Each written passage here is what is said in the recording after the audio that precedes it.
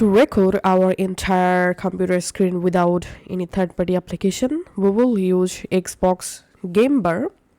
So go to your app game or your browser you want to record and press Windows and G key. And here under audio, select your voice input and output device to record. And you can go to mix and you can adjust here your system sound and your microphone sound. Now to start recording, click this record button. And we can see the game bar is now recording my entire screen. So now you can play any game, you can use your browser or you can use any app, and this Xbox Game Bar will record your entire screen.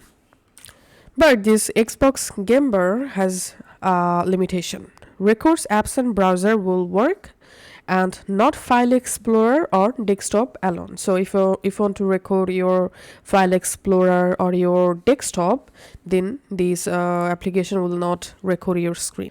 And now to stop recording, click this stop button. And now to see your recording, go to your File Explorer, go to Video folder, open Captures folders, and here you will find the recording. So that's how you can actually record our computer entire screen without any third-party software.